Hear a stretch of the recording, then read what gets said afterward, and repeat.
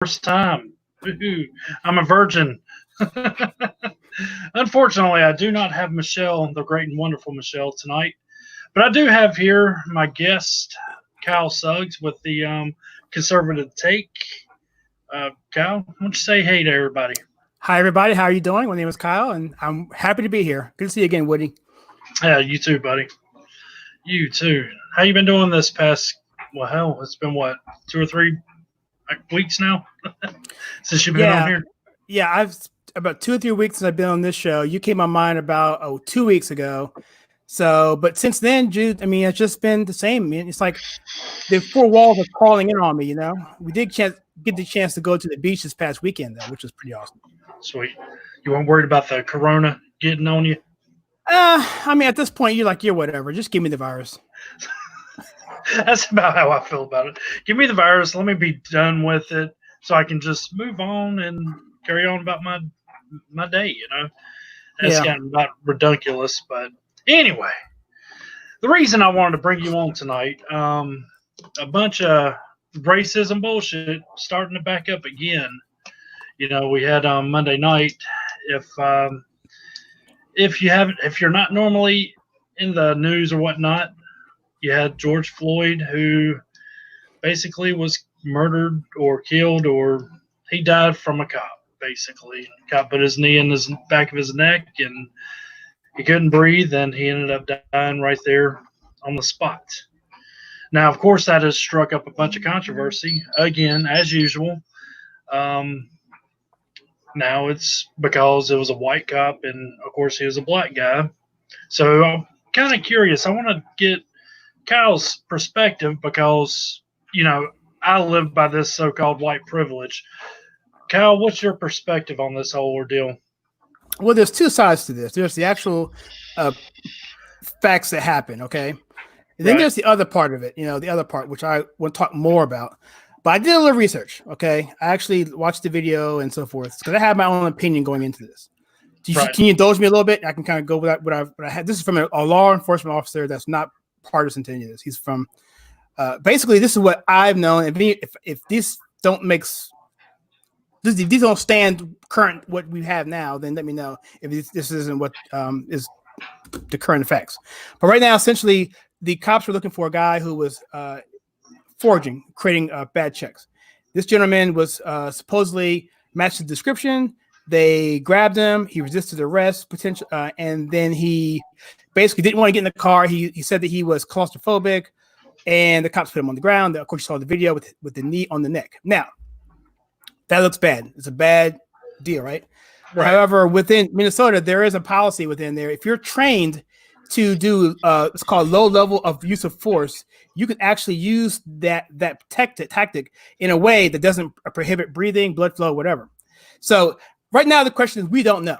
I don't want to jump off and just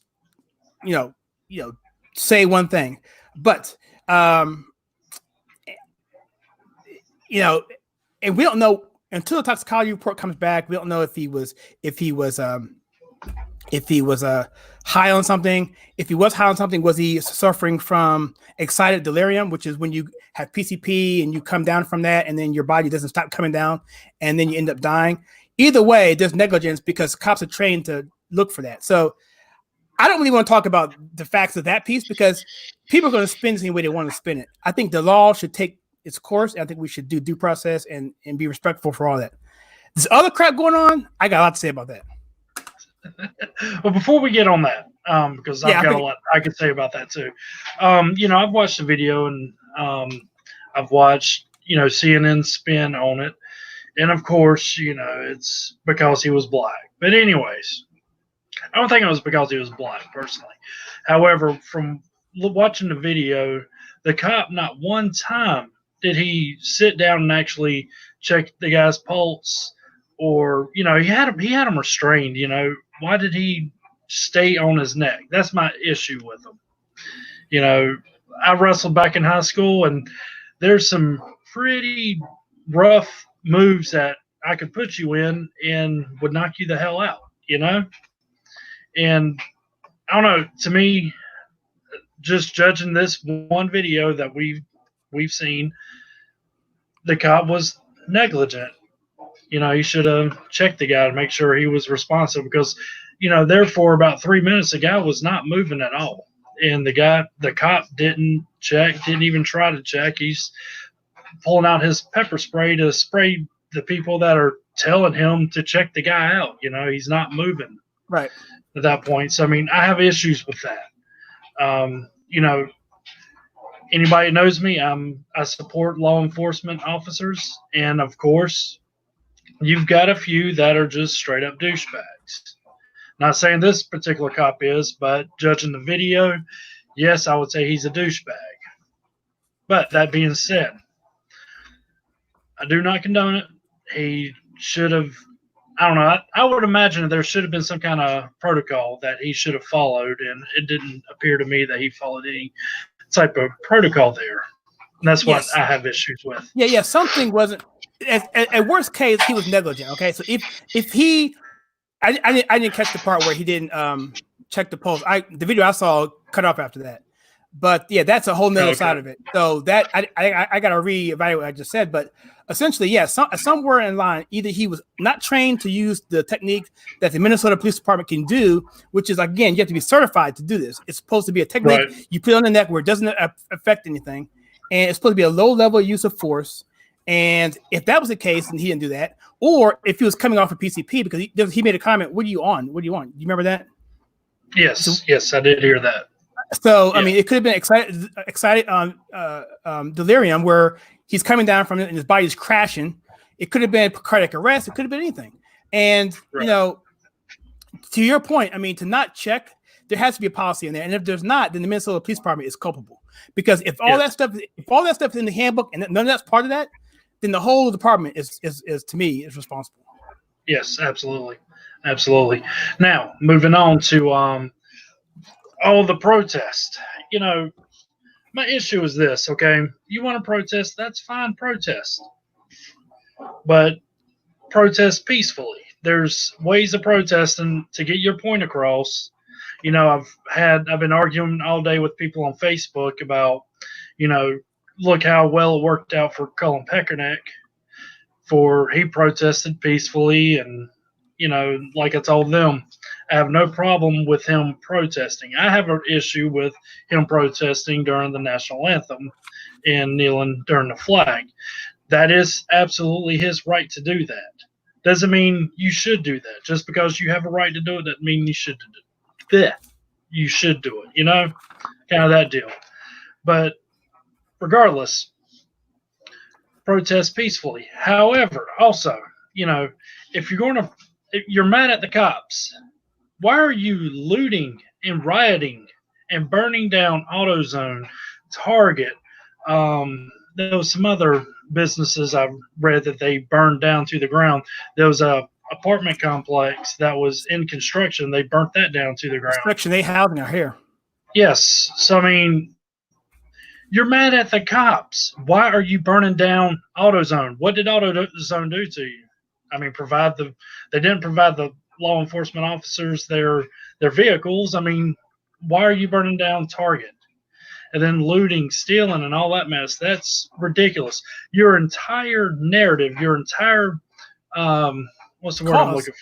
Cause, exactly. Your entire cause is lost with you stealing and looting and burning shit down. I mean, what's the whole purpose of that? One thing Martin Luther King did was he said, we can't fight back because if we do, that's going to kill our whole cause. Exactly. And hell, I shared a thing earlier today showing, Martin Luther King, everybody walking arm in arm, walking down the road. You had, I forget how many people marching with Martin Luther King peacefully. Now, granted, the media plays a whole lot of they play a big part in this because they're not showing there were actual peaceful protesters and there were people protesting out of the 3rd precinct where this particular cop was where he worked at. And from what I understand is they vandalized that precinct, which, that's who you're mad at. I understand. However, right now is not the time to riot and vandalize and protest. To me, that's just taking a crisis and running with it. It's ridiculous. I think for me, I can't agree more with what you said there. You started off with saying Kaepernick, right? We're seeing this. I have a whole. We could do a whole thing on Kaepernick, but with him and the meme of him kneeling and then him kneeling on his neck, I get it. I mean, that seems to look on the surface like it, but at the same time, what they're protesting in that meme, they're actually exploiting it. They're doing the exact same thing they're accusing us of doing, right? So they're using, it's not, they're unrelated situations. Yes, it's police brutality, but he was doing it for a totally different issue. The NFL was basically saying, look, we don't have a policy, so do what you want. That was an NFL issue, him kneeling. It wasn't a Kaepernick issue. Because the NFL never said you can or cannot do it, and when they finally did, it was too late. We got crazy. But yeah, you're exploiting this man's death for your agenda. So basically, it's not really about justice. Right. Exactly. Well, you see, that's the thing. On the outside looking in, you protest for justice for this man, this George Floyd. You protest peacefully. And then after all the facts come out and after all the evidence comes out, and if let's say the cops were neglected, he was neglected by the cops, and it comes out the cops did actually, in fact, murder this guy, and then they're acquitted. That's when I would say you protest and you get violent at that point. I don't condone violence. Don't get me wrong or anything, but to me, it's just like I've seen a bunch of the memes where you got the white guys storming the Capitol building up in like Michigan or something, carrying AR-15s. Like I said back then, right now is not the time to carry your rifles to the Capitol building. You wait till this pandemic dies down or goes away and see how many of your rights that the governors are going to continue to take away from you. And at that point is when you would storm the Capitol buildings with your rifle. But like I tried to explain to somebody earlier, was you're carrying a rifle. These guys were carrying a rifle to a Capitol building. They were peaceful. They didn't raise their arms, and more than likely, I don't know what the state laws are there, but like if they were here, they would have to pull out the slide and everything for that rifle, or you can't have any bullets, and just you disable the rifle from firing. So you could carry it, which I don't think you can do that here in North Carolina anymore on federal grounds, but used to, you could carry it out in the open, but it had to be disabled. So that's my opinion of that. But again, they were peaceful. Not one time I think they shouted a few times at the cops, but that's different than throwing stones at the cops, burning shit down, stealing cars, breaking windows. Right. Hell, at Target, there was a woman in a wheelchair that was attacked by it's like 10 people attacked her. There was a dude that had a Trump sticker on his vehicle. They attacked him. But that's okay because they were white. And that's where the whole racism crap. I shared a article earlier where it was a black cop that had a black kid in a chokehold. He had his hands wrapped around this kid's neck. And my point of that particular article was the headline, with George Floyd, white cop kills unarmed black man. Just like the Ahmaud Arbery out down in Georgia, it was 2 armed white citizens kill unarmed black jogger. So, I mean, the media, again, plays a huge role in spreading this division, spreading that narrative. And that's what just irks the hell out of me. Yeah. So you mentioned a couple of things. So the whole thing, basically what you're saying about the protesting is like with Rodney King, and even OJ to a lesser degree, that stuff didn't really hit until after the verdict happened. Exactly. Right? Exactly. Because I remember I was in the 90s. I was in college and I was hot. I was not happy. I think I was in middle 92. school. Yeah. 92. I was a senior in college. I was a senior in college then. Summer 92. You old ass. Yeah. Yeah. I'm an old ass too, but not as old as you. Yeah. So but now it's really just flipped itself. I mean, I think what we have here is, and what people are saying is, this is getting into some of the tin hat stuff, but I think there's some transplants coming in here causing problems, whether they're opportunists or they're actually being paid coming in. Right. Yeah. Yeah. Well, I've heard that some people were being buzzed in last night. I think they were being buzzed in from what I've heard. Now, again, I don't know how true that is. Of course, that's conspiracy theory type stuff, but they did during the Ferguson riots. And just like the Ferguson riots, the cop was acquitted, but then you had Obama's attorney general come in and investigate and find that the cop did nothing wrong. Correct. But they were still rioting, and that guy was actually a thug. From what I've seen so far with George Floyd, I haven't found anywhere that he's a thug yet. Right. But who knows where that'll go. I hope he wasn't a thug, but because that'll change the whole narrative, and it'll be more racial tensions with that, I think. Yeah. I wish this was a more clean cut. This was just a straight bad cop, because that would make it clean. We can put him on trial. We can find him guilty and do whatever, and it's clean. There's no acquittal. But if it's something that's legitimate, like let's say the guy swallows. This is totally hearsay. Swallowed some drugs and he was certified with the neck thing, and it was totally legit on the books, even though the policy may suck, and he gets acquitted. Oh my gosh! That's the worst case scenario there. Yeah, absolutely. Everybody loses there. Everybody loses there, because it's going to be like, it's a setup, it's a conspiracy. Trump did this, whatever. Justice Bar. It's going to be all that going on, man. I just wish that it was just a clear and not. I mean, I'm all about due process. I mean, all that stuff. But I just hope it's just a clean cut guilty. I mean, he just totally screwed up, and we can just put this to bed. Because I don't want this to get the simmer and fester and be a lot worse than it is. Right.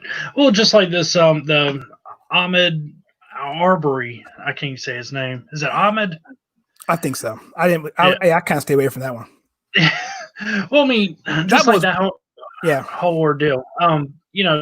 Looking at that one, if let's say go with their narrative now. So just so we're clear with that, if I'm jogging down the road and somebody's blocking the road and two guys hop out and they both have guns, it's going to be a matter of who's going to get to the trigger first, whether I'm going to get to my trigger or they're going to get to theirs. I've heard the whole dadgummit, I can't think of them. Going to the house to me and trespassing. Yeah, well, yeah. I mean, even then, they couldn't find anywhere where he stole anything. And okay, so they were going to make a citizen's arrest. You came out, and yes, Georgia's an open carry, but you're trying to confront somebody while you're carrying a gun, whether you're pointing the gun at them or not.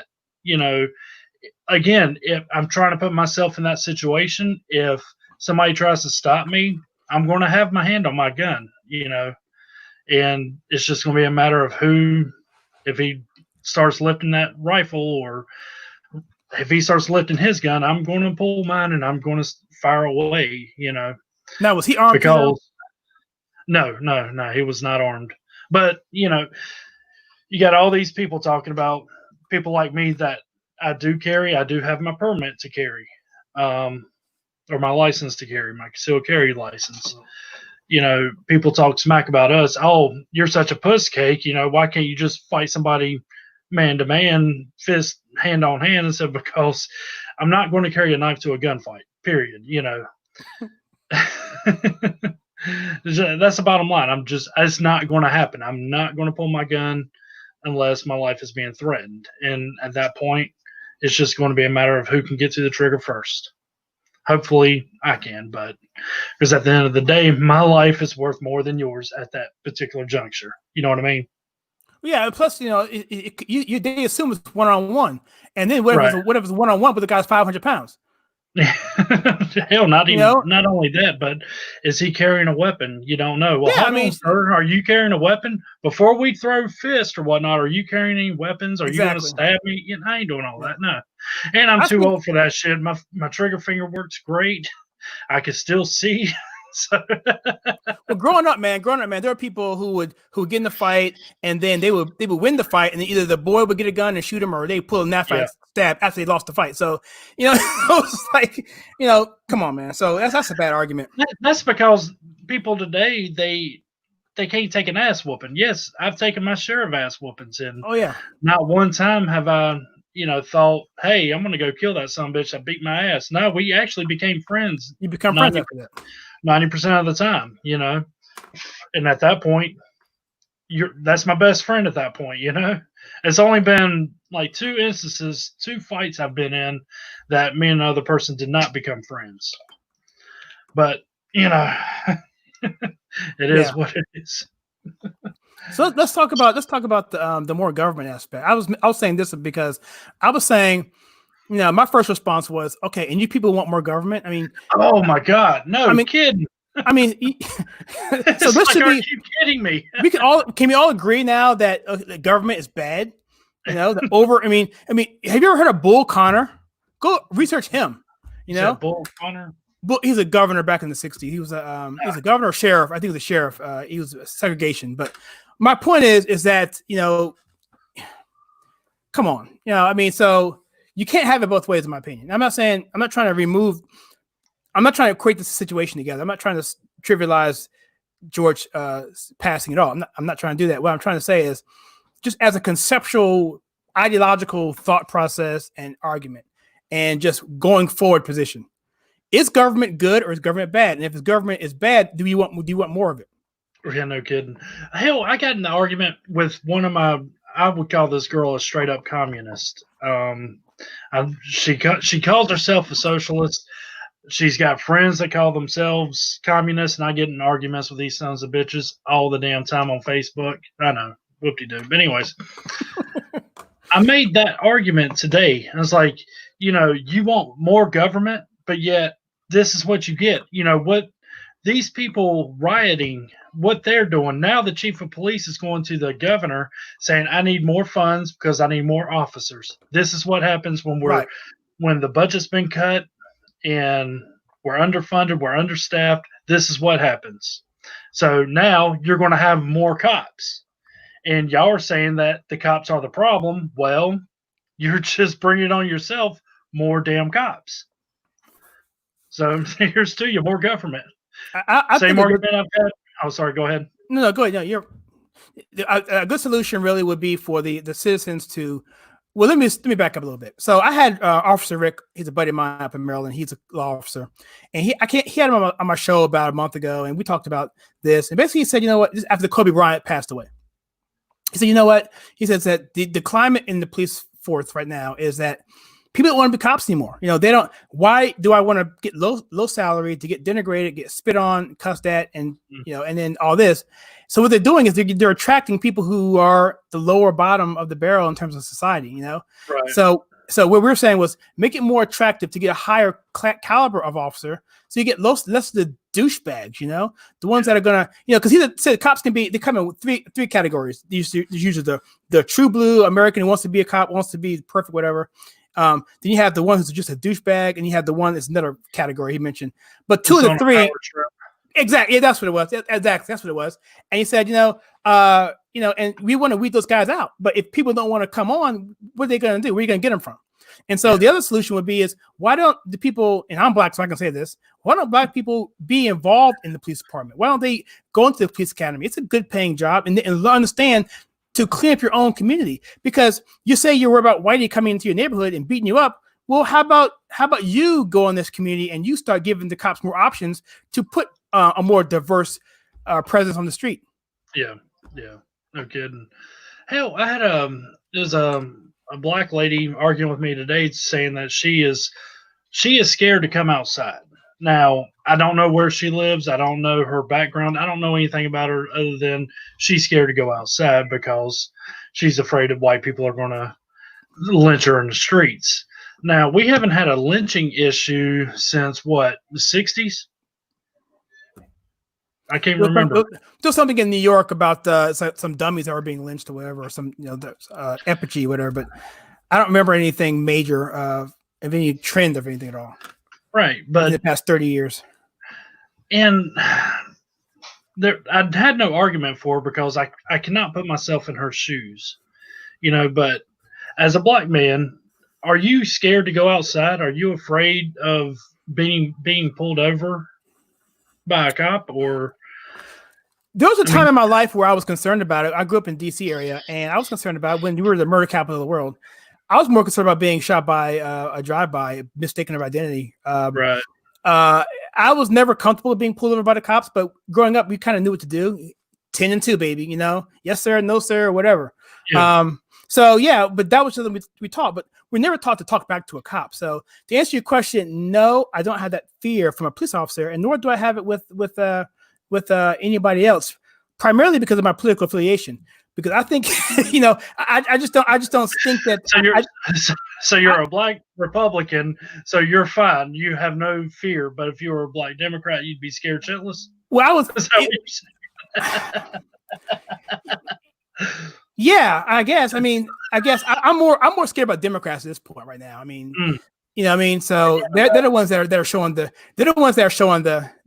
hysteria. You've seen the video where they did I think it was Mini Millennium. She did like a little skit but a sec where she took a black guy on a rally where they had on one side they had Antifa and the left protesting, and on the other side they had Trump supporters. Yeah. And so he took him to the Trump supporter side first, and then they were like, "Oh yeah, hey, whatever, you doing great, whatever." And took him over to the other side of the street, and he got like all kind of, "Why are you with her? You're a racist. You're whatever." He saw for himself firsthand what the differences was in terms of your personal safety. Well, you see, I've met some Antifa characters, a couple guys from the Redneck Revolt. They were there at the Charlottesville protests, counter protests, and the quote unquote neo Nazis. But I've also met a couple guys from the the Proud Boys. I've met both groups, and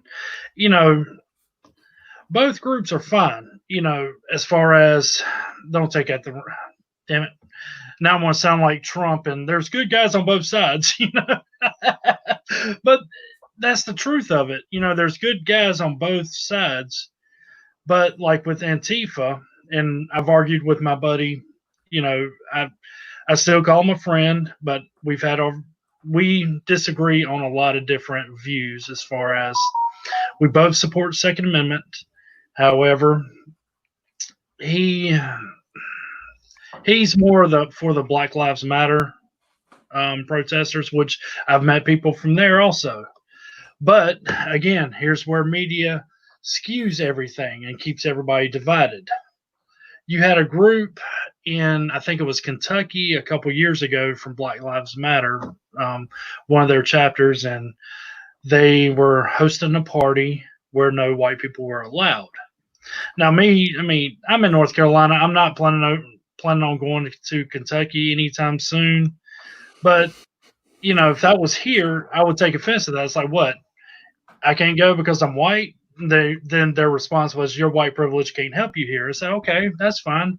What would happen if I was to throw a party for All Lives Matter, but no black people were invited? How would that look? I would be just shunned and castrated and probably fired from my job with this cancel culture ordeal. And to me, that's ridiculous. It's just like me and Michelle had this conversation several episodes ago.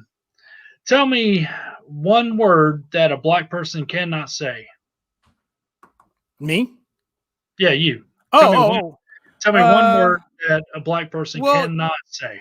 You really shouldn't be using the C word. That's kind of all I can think about, really. But that's not specific to their race, though. That's anybody. Talking about cracker or no. CUN. I don't want to say it. I mean, a woman. Yeah. Okay. That, I mean, I've heard feminists really get on me about that. I mean, just so. Okay, well, but I'm stretching that in terms of my thought process, but I can't think of anything. Right, that you cannot say. Where white people, we have a laundry list. Well, I can't say a laundry list, but there's several words, several phrases that we are not allowed to say. And that's like when I was chatting with you on the messenger a couple weeks ago. You said the N word, and it threw me off guard, threw me for a loop. I'm like, I don't know how to respond now because I wasn't expecting you to say that. But that was, if a white person was to say the N word, then we are shunned and definitely fired, and because it never fails, somebody will find out where you work, and then they will protest your work, and they will end up having to fire you to save face. Well, I did a video on social justice, and that pretty much that's why it's so dangerous. Why SJWs or that process of identity politics can kill. And absolutely. The fact is, and basically all it simply means is that your identity comes secondary to your person to you as a person. So you being black is secondary to you being a person. So you have to. So you're relegated to this little group of being black, and because of that, you are in the predetermined whoever that person is determines who this. You have to fit in there. Now that's about as racist you can get. Yeah, that's what they say. That's what they say. Yeah, that's what they say. Well, you ain't black because you speak proper English. You ain't black because you've never been to jail. You ain't black because you get straight A's. You ain't black because what I'm saying. And that's what I'm talking about. And that's you support Trump, so you're not a real black person. Correct. And that goes same thing with you. I mean, so then they want to use the white people as a boogeyman and say white privilege, when in actuality it's actually Asian Americans they're doing pretty well. But no one's talking about Asian Americans. No, they just want to punish. They just want to punish white America because they identify that with their hatred of America. It's really deeper than just white people. It's just their hatred of America and what it stands for. So, and because white people mostly founded this country, it's not that they were the only ones that contributed, obviously, but that's what they identify that with them, and so there you have it. That's my opinion on that. Why they do that, and identity politics. Oh, go ahead. No, I was just last thing I was gonna say. Identity politics is their vehicle to get that to happen, and people buy into it because it seems to make sense. But you got to dig a layer deeper to really understand what they're trying to do there. Well, I mean, you take back to the founding of the U.S. What country did not have slavery? I mean, just name one country. Now, I'm not saying slavery was a good thing by no means, but name one country back in 1700s that didn't own slaves. I think slavery was going on. I think it was Britain that finally did away. They were the first country to do away with slavery, but that wasn't until like 1840s. Something. I don't know the exact numbers, so don't quote me on that, but they were the first country to end slavery, and that was in the 1840s. So, I mean, that being said, everybody hammers America for slavery. Yes, it was a bad thing, don't get me wrong. But back in those days, during that time, the thought process was completely different than what it is today. So, I mean, let's switch roles here. Let's say you're white and I'm black.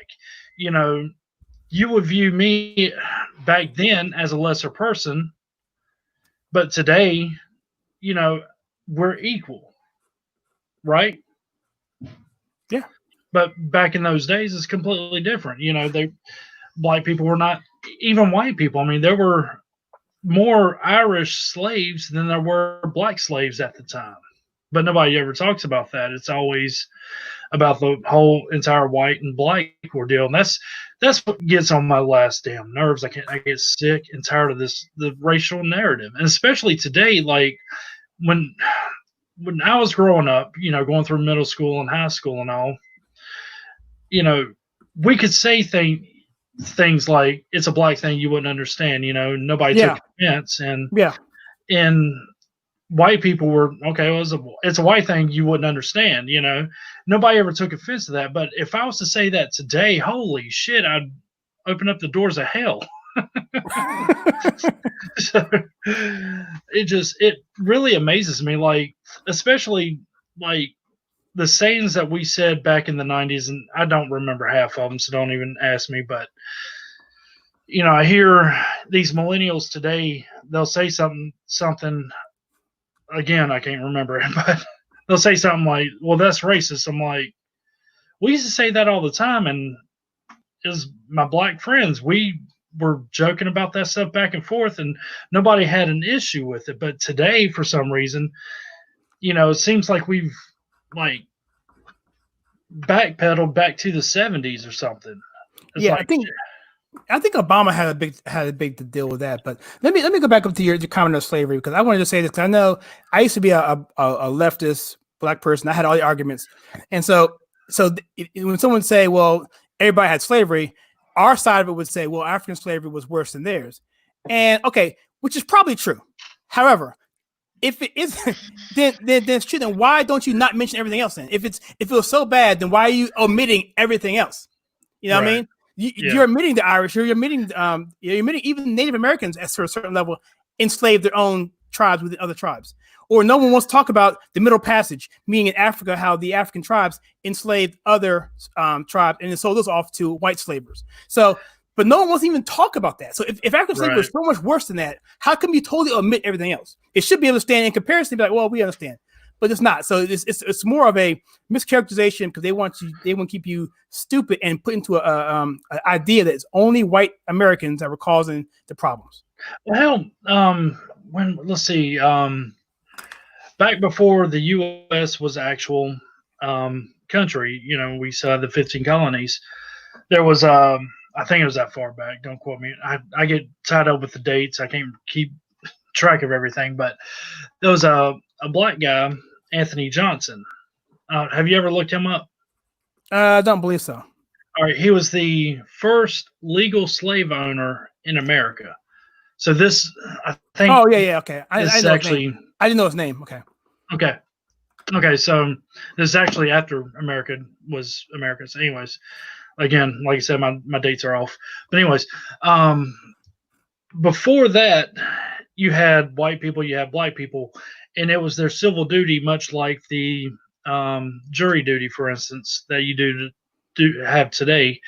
But it was your civil duty to go to a plantation and help that plantation owner, develop his crops and harvest everything, and help that plantation out. That was your civil duty. Well, Anthony Johnson, he persuaded Congress to pass a law saying that black people were slaves, even though he was a black guy. So he was a wealthy, well-to-do. He financed it and persuaded Congress to do that, and Congress passed it. He made it law that it was legal to own a slave, a black slave.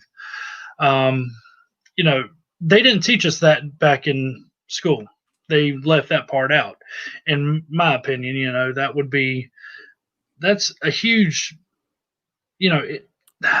that's a huge deal. Changes everything. It does everything.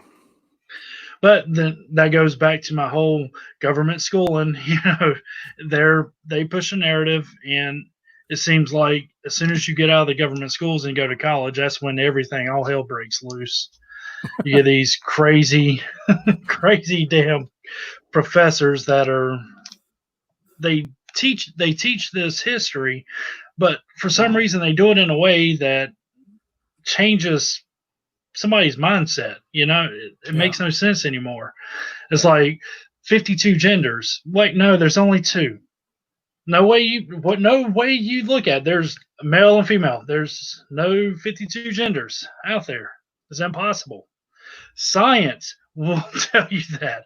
That's one scientific thing that has been proven in science, that there are 2 genders. So they can't even agree on 52, though, right? I mean, there's no consensus on that. So I mean, if one thing, if you're saying it's real, then why isn't there a consensus on that? Why isn't everyone? So that's what I'm saying. I mean, it's like it's fluid, it's whatever, and it pales. They want to call us not looking at science, but yet they don't want to live by their own playbook. You know? Oh, absolutely not. That would destroy their whole narrative. Hell, take this whole Joe Biden sex scandal ordeal. You know, do I think Tara Reid is telling the truth? Not really, because I mean it's been 30 years. Yeah. At this point, who gives a shit? However, the Democrats they made the rules. If this is the rules that we had to abide by with Kavanaugh and everybody else, then they should be following that same rule. And now everybody with Joe Biden, everybody's backpedaling their entire narrative. And that's my whole point. That's the whole thing. I mean, that's the whole thing I was trying to say all along. It's like, just be consistent with it. Exactly. But that, just like with the Brett Kavanaugh hearing, they gave the impossible rules. They made impossible rules nobody could abide by, or live by. Just because a woman makes an allegation over something does not mean she's telling the truth. Women lie, men lie, people lie. So it's up to the courts to decide who's lying and who's telling the truth. If I tell a lie on you, I have to prove that my lie is the truth. I have to prove it. The burden's on me because I made the allegation. That was a he said, she said thing of a long time ago. And it was really,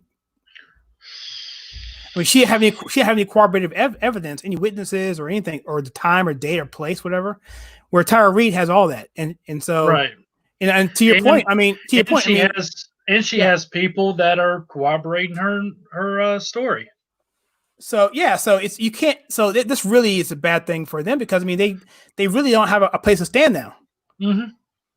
And now they're saying the whole believe all women was a trick by the Republicans. The Republicans did that. It wasn't them. They said believe women. The Republicans said believe all women. Those filthy, sneaky Republicans. But we're too dumb to wipe our ass, but we could come up with a trick like that. Come on now. they just need a way to talk the way out of it. They need a way out, to save face. It's no kidding. It's damn real. It's almost like, all right, somebody asked me the other day the difference between Republican and Democrats. My answer was this: reality. He looked at me kind of funny and said it's simple: reality. Republicans live in reality. Democrats are making I don't know what the hell they're doing. It's not reality though. Yeah, it's based on a worldview. It's based on Star Trek essentially. So basically, in Star Trek, this is utopian society. Basically, Ray Roddenberry was a huge socialist, whatever, but he wanted a utopian society. So we're getting bigger, better, stronger, like Star Trek. But people who live in reality realize we know we're all screwed up and we're not getting any better, and we have to make laws to protect ourselves from ourselves. Just like it's the same philosophy that Jefferson had. He was the utopianist against John Adams, who was the realist, the lawyer who understood. Look, dude, we're screwed up.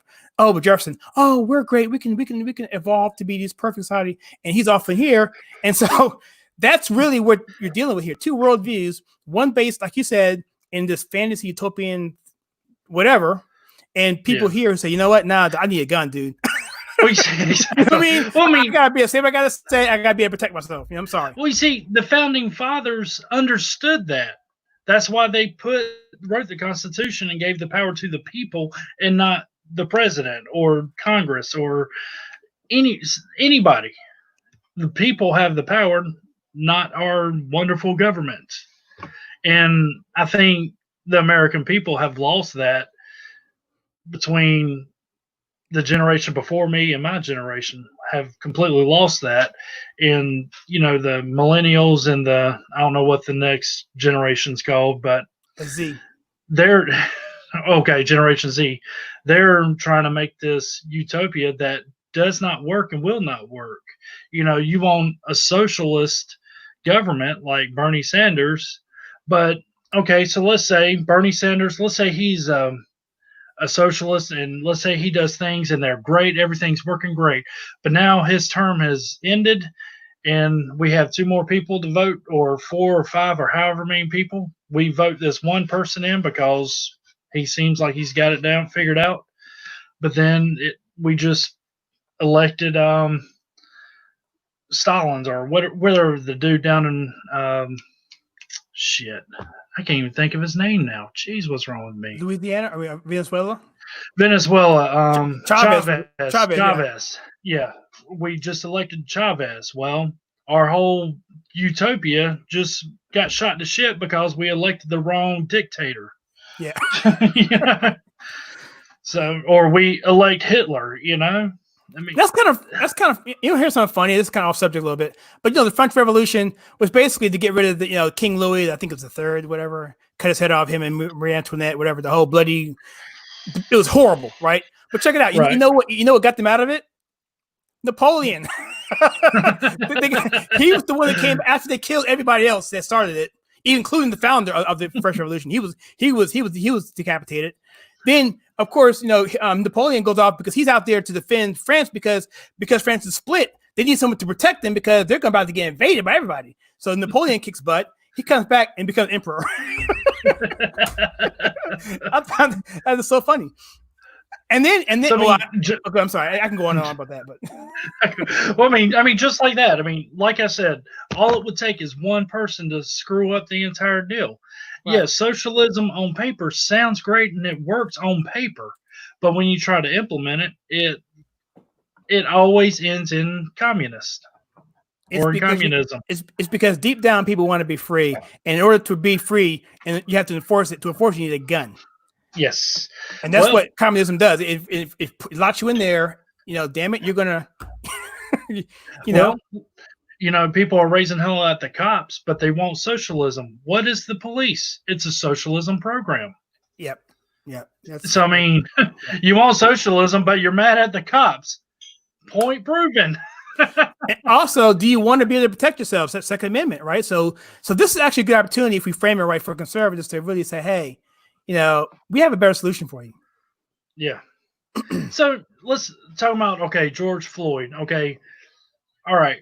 By law, as a gun toter or, concealed carry permit, they tell you in class, if you see somebody killing somebody and you decide to pull your gun and shoot that person to keep them from killing that other person, you have the right to do that. However, you've got to think about there's a lot of things you got to think about and put in place before you pull that trigger. Because when it goes to trial, and let's say George here raped Fred's mom or wife or daughter or something. It goes to trial. Well, the guy was like, they were going to kill him because he raped this dude's daughter, and you shot this dude because he was killing George because he raped his daughter. Well, the juror's going to look at you as the bad guy at that point. So that being said, what would have happened if these people, let's say George Floyd, he was innocent, he just had fit a description over a misdemeanor, and the dude was basically killing them in front of these people. What would have happened if somebody would have pulled their gun and shot the cop and the other cop assisting him? What would have happened at that point?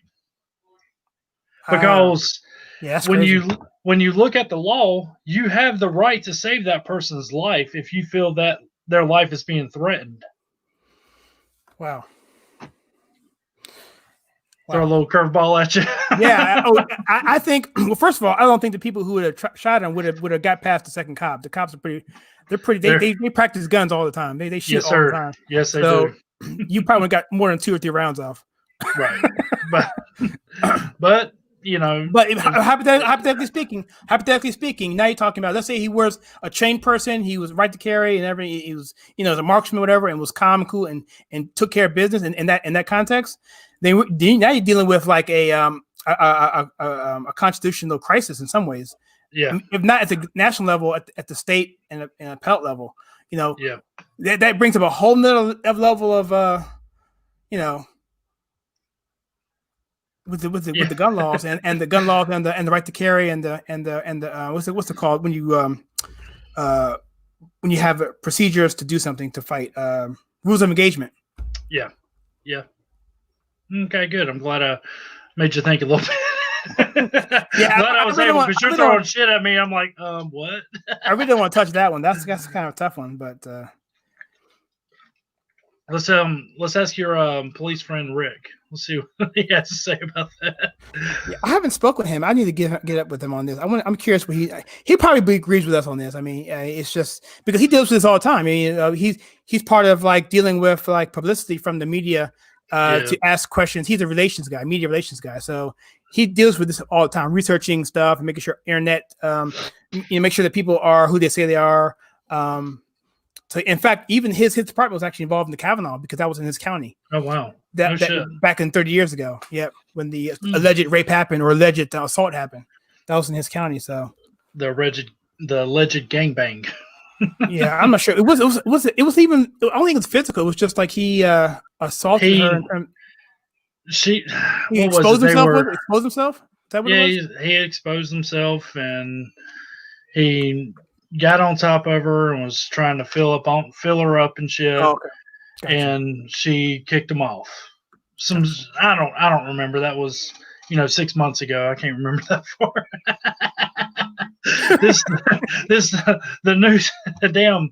the damn news cycle is so fast. It's hard to keep up with everything. There's so much going on right now with China, Taiwan. I mean, it's going on with Biden and stuff going on with the Sullivan, the judge with Flynn. I mean, hell, now since you brought that up, so much going on. Is this George Floyd a sleight of hand, trying to keep us occupied over here when the powers that be are doing something over here? I'm glad you brought that up. I don't think it was directed. It's just too messy for it to be orchestrated like that because you have to. I think absolutely because it's in Minnesota where Trump lost by 1.8%. Look, wow! If we win Minnesota, we don't need Texas. I mean, it's that big a state. So, I mean, it's only 10 points electoral, but if you factor in Minnesota and Pennsylvania, because if you win Minnesota, you're winning Michigan, you're winning Pennsylvania, you're winning Wisconsin, you're winning Iowa, you're winning, that's and the whole thing changes. So it's a very important state. So I'm saying right now to your question that this is definitely something the media jumped on top of to definitely push this in a way to get us off of the Joe Biden thing, to get us off the whole thing with him saying you ain't black. His poll numbers with black people were going down. He even mentioned in the Charlemagne, the God Lower G guy. He even mentioned that his polls were down with black people. So didn't Obama say something similar back in like 2014 or 2012 when he was running his second term? He said something. Yeah, something similar. Basically, that you need to be voting for me, or I'm disappointed if you don't vote for me, or something to that line, right? Is that what you're talking about? Yeah. Something along the lines of like, you need to vote for me. My people. I'll look at the quote, but it's something like similar to that. Yeah. Not quite. He's more polished than Biden, so right. He said the same. He said the same thing, but a lot more nuanced, a lot more smooth. Right? Yeah. Absolutely. Even Michelle said the same thing. I think she's actually worse than Obama was ever dreamt of being. I think she was a hell of a lot worse than Obama, especially when it comes to race relations and shit. I agree. I don't think Obama even cared. He's just like whatever, dog. He never cared about the black community. His record never showed he cared about the black community. But I think Michelle is more of an activist in that regard. So absolutely. So she probably just influenced him to do whatever, but Obama just doesn't care. Yeah, I don't think. I mean, he's like, he doesn't. He didn't grow up around black people. He doesn't. He doesn't relate to black people. We see something I thought was funny. I think CNN put it out there. What was it, Monday, Memorial Day? Trump was playing golf, and they're raising hell because we're during a pandemic and it's Memorial Day and he's playing golf and blah blah blah. I'm like, approaching 100,000 kills. Yes, Obama was playing golf 2 weeks ago, and Obama told people to stay home so her husband can go play golf. Go fuck yourself.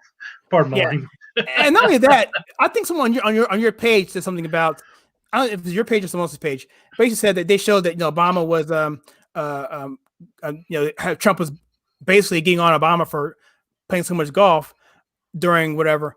But the difference was Obama did it at the start of the Wuhan crisis. Not Wuhan, right. I'm sorry, H1N1. Whereas this is like 4 months in, and Trump's taking a golf trip. So, well, like they said back when Obama was president and he was playing golf, just because he's playing golf does not mean he's off the clock. He's the president of the United States. He is always on the clock. He's always I'm like, well, if I were the president, I'd be playing golf too, if I could play golf. But I can't play golf. I'll be hypocrite. I'd be hypocrite if I didn't say I didn't talk trash about Obama playing golf. But I didn't harp on it. I was like, oh yeah, he's playing golf. But it was, I mean, I understood what's going on. Whatever, I know Eisenhower played a lot of golf. Yeah. Yeah. Kidding. I mean, but he was a pretty good president. So I mean, I'm like, whatever. And from what I've seen with Trump, he's a good president so far, in my opinion. So he's a few things he could do better, but I don't like everything he does. But as a whole, he's been a damn good president. So I'm hoping like hell he wins 2020. That should be a topic of their. That was quick. That should be a topic of their discussion. I got to say about that as well. But what's that? I mean, the election for 2020. Will Biden be the one? I think he will personally. But if he isn't, who's going to be the one? And what states? We see my thing with Obama or no Biden. Okay, he is not all there. I mean, Trump at times he don't seem like he's all there, but Biden every time is not all there. Who's going to be running the country? That's why his VP pick is going to be so important, because Biden is not all there. He's not firing on all cylinders. I mean, he's missing a few bricks in his building. He's running on a 30-watt bulb. I can go all night with this, but this might be the first election where we vote for a vice president. It'll be the second for me, anyways. I voted for Sarah Palin with John McCain. Oh, yeah, there you go. Yeah. So it'll be a second one, but still, I mean, she wasn't hitting on much either. She was just fine as hell. Yeah, she was. The funny thing about Palin was she was the right choice at the right time, but then the housing crisis hit, and then she interviewed improperly. Yeah, and, they just ran over. It was no Republican. There was no way in hell a Republican was going to win 2008. No, it was just Bush fucked up way too bad for any Republican. I mean, like Trump said in 2016 to Jeb Bush, Abraham Lincoln couldn't have won presidency after your brother. So Obama was a pretty dope candidate, though. His first term in 2008, he was pretty dope, man. I mean, I saw through him early on, but he was so dope. I was even considering voting for him. That's how dope he was. I didn't do it, thank goodness, but I was thinking about it. The only reason I was considering voting for him was for the simple fact it was a historical moment, right? Because it's the first black man. I mean, you cannot take that away from him. I mean, right. And he surprised me. I didn't like his policies, don't get me wrong, but his first year or two, he surprised me that he actually hit the ground both feet running. Granted, I didn't like his policies, but he seemed like he was doing something or trying to do something. Yeah. But it fell apart real quick. That second term was the worst, man. That second term that's what did it. Isn't that normally how it works, the second term, except for Ronald Reagan? But I think there was a few scandals that came out with Ronald Reagan during his second term. He had the Iran-Contra deal. That was a big one. Yeah. But, you had Daddy Bush was elected at that point, so he couldn't have been too bad. Granted, I was knee-high to a grasshopper. during think Ronald Reagan. I think Trump has a chance of being having the second. Let me say this again. I think Trump has a chance of having the best second term in history. I agree. I mean, with because this there haven't been any good ones. Even George Washington's second term wasn't good. Right. Well, you see, George Washington, though, he was placed. He was not voted for. If you ever get a chance to go out to Mount Vernon, he was pretty much placed in as the president. He was not elected. Right. But I thought it was a little interesting. Yeah. He was voted unanimously through the Electoral College, but there was not a popular vote there. Right. Right. But then also taking shit. Damn. I'm brain dead now. Have you ever been to Arlington Cemetery? Yes, I was about 10 years ago. I walked to Joe Lewis's gravesite, the Tomb of the Unknown Soldier, the Lee House, all that. You see, that's my point, was the Lee House. Did you read how the federal government got the land, the Arlington Cemetery? I do know. Yep. Yeah, I thought that was pretty. It was messed up as hell. They sued them. They sued the family and they won. Yeah, the family sued the government and won. Yeah, but the government still came in and basically took Robert E. Lee's land, and that was pretty much their punishment to Robert E. Lee for fighting for the South. But what a lot of people don't know, that Robert E. Lee released his slaves or freed his slaves like 6 or 7 years before the Civil War ever came through, which not everybody knows that. Ulysses, am I saying that right? Ulysses S. Grant. Yeah, Grant. He refused to give up his slaves even after the Civil War and the Emancipation Act was signed. He refused to give up his slaves. It wasn't until like 1875 before the federal government finally came in and forced him to give up his slaves. That was 10 years after the Civil War. Not a lot of people know about that shit. They don't teach that in high school or government school. Don't teach us a lot of stuff. Yeah. Interesting. Go ahead. And the internet is what we have now, and now you have to thumb through all the bullshit and find what's actual fact. And that's what's sad about it. Interesting tidbit with the Arlington House. If you stand up there you're looking across towards the Tomb of the Unknown Soldier, across is the 14th Street Bridge. Directly in front of that is the Lincoln Memorial, and they designed that so that it would be a bridge symbolizing the country's healing themselves, coming back together. So you have Lee facing Lincoln, and that spans across the Powder Basin. Huh.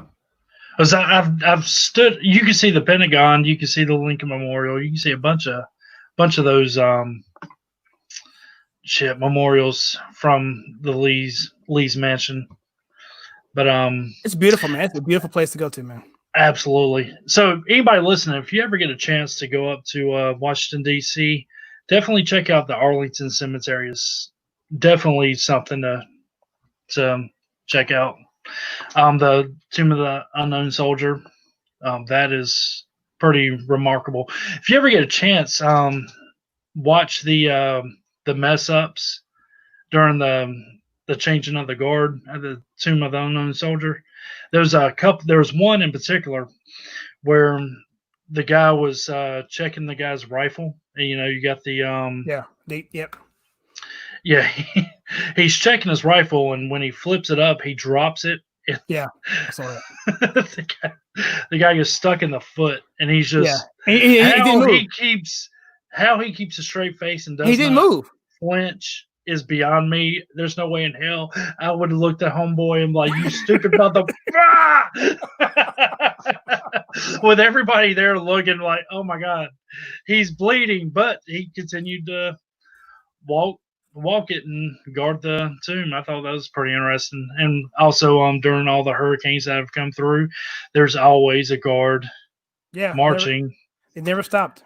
Yeah, that blows my mind. That's the honor guard, man. That's the honor guard. And to be honor guard is like almost impossible. Yeah, from what I've heard from other military, that's a chance of a lifetime for them. You better off being a SEAL, dude, for real. Yeah, no shit. Because everything has to be absolutely perfect. There is no. It's everything on them. Even the buttons are perfect. Absolutely. I mean, home dude's inspecting everything with a glove. And so the people cannot see how perfect the guy's uniform and oh my gosh, bayonet and everything is, and how clean everything is. So, what would happen? And I've asked my buddies this shit, and they're like, he'd get smacked in the face or something. But what would happen if there was a smudge on the guy's bayonet? And when the dude looked at his glove and looks at him, what would happen? Just bam, bitch. Or if he had been using for like a skewer for like marshmallows the night before, or whatever. And he forgot to clean it. Oops, my bad, Sergeant. I'm just kind of curious what would actually happen during that if that actually was the case. You have a smudge, you dumb bad. Well, I've actually been there when they actually yelled at the crowd. Take this back in there and clean it. I've actually been there where they actually yelled at the crowd and tell them to be quiet. Yeah, if you're too loud, they will stop and they will yell at you. Yeah. Yes. It's scary. It's scary. It's scary as hell, man. I'll tell you what happened to me one time. We went to what was it, Cherry Point for the Blue Angels. They were having I love that. Yep. Oh man, it was amazing. But Cherry Point, we're at the military base, and everything's done. We're all walking out to the parking lot and getting in our cars and driving off. Well, in the middle of it, my mom calls me. I'm in my car and I'm waiting for the guy to tell us to move or whatnot. My mom calls. I pick up my phone, put it to my ear with all the windows up, sunroof closed. I heard home dude say, "Get off the damn phone!" I'm like, "Yes, sir. You only got to tell me once. I do not want this dude that's 280 pounds pure muscle yanking me out of the car in front of my kids. That'd be embarrassing." "Dad, are you okay? That dude just whooped your ass." Yeah, nobody wants to get beat in front of their kids. No shit. "Yes, sir." I was like, "Mom, gotta go." Click. And where were you at? You were at the air show, right? Yeah, the air show with the Blue Angels. That was amazing. Have a phone? You couldn't have a phone? Well, we were in our car trying to drive through the parking lot and navigate, and so. I got you. Yeah. But Mom, she's calling. How was the show? Blah blah blah. And I'm like, "Oh, it was awesome. Blue Angels came out and they done this, and this, and get off the phone." "Yes, sir." Click. Hello. So I told my wife to call my mom on her phone because her phone was connected to the car. So that way I was on the phone, but I didn't have it up to my ear. Yeah, that would have been bad. But anyways, well, hell, I think I'm gonna call it a night. What do you say? Yeah, you've covered everything I want to talk about. All right, don't want to get on anything else? No, just only thing I will say. I'll just close it by saying people need to learn how to think critically. Yes, absolutely. Yes, they do. All right, man. Well, if you're still listening, I appreciate. Let me try that again. If you're still listening, I appreciate you. I love you. And also, if you would check out. Damn, I done messed that up. Hold on. Gotta get my notes. I've changed my office around, so I don't have everything in front of me. I see a bunch of stuff behind you. Yeah, you got to. Well, you see, I had a special guest on last week, and he wanted to come over and do the show in person, which is cool. So I had to change things around and pull out my poker table and hang my mics up on it. And when Michelle's here, I like the setup because she sits across from me and I can look at her when I'm talking to her, so it makes it a little bit easier. So, but yeah, in person's a pain, man. I hate that. We see, I like in person. You do? I like it better than. Oh yeah, absolutely. I have to bring you over here one time, at least once. That's fine. That's fine. I just don't. If you have the setup already, but for me, I got to set up the lights. I got to do the microphones. I got to run from wires and cables. We see, I don't do a lot of live feeds, and I don't do like my YouTube channel or whatnot. I've been kind of slack as hell on it, so I don't know. I'm pretty much set up for a podcast. It's very simple to throw up a couple mics and rock out. But anyways, if you're still listening, I appreciate you. You know I love you.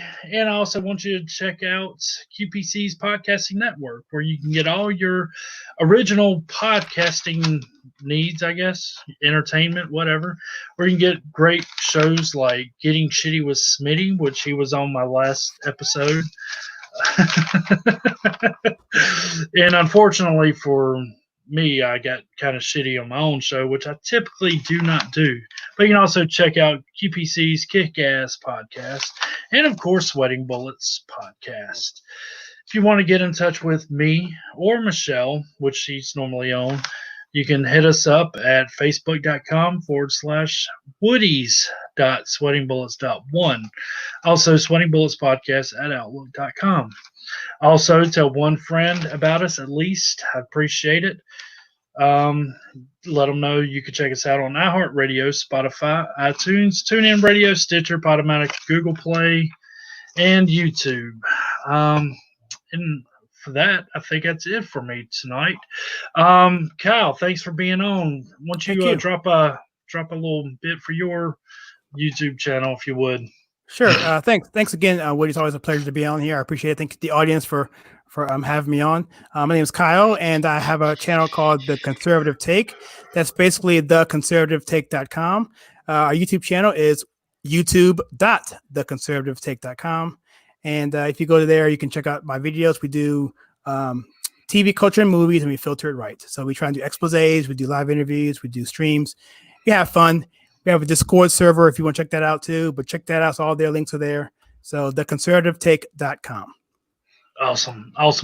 Cal, I appreciate you being on here again. Thank you much, man. Thank you. I really appreciate it. I love this. Oh, man. I enjoy having you on here all the time, or every time you're on here. Yeah. You're the man, Woody. Let me have another beer. I'm going to show us the high, by the way, when you see her again. We'll do. I tried to get her on tonight, but she's tired. That's her excuse. So it is what it is. But oh well. Anyways, thanks again. I appreciate you being on here. Yes, sir. Thank you. Let me stop this and stop that. For the podcast listeners, I'll have a song for you. I don't know what it's going to be yet. Kyle, give me a song to play for on the end. The exit for Credence, man. Credence. Do you have any royalties for that, or your license for that, or? I just grab it off of YouTube. I just grab it off of YouTube and play. Can you stand the rain, man? Can you stand the rain? I love that song. Can you stand the rain? All right. So that'll be the song. Can you stand the rain? Let me write that down. The rain. All right. And goodbye. Bye-bye. Hold on a sec. And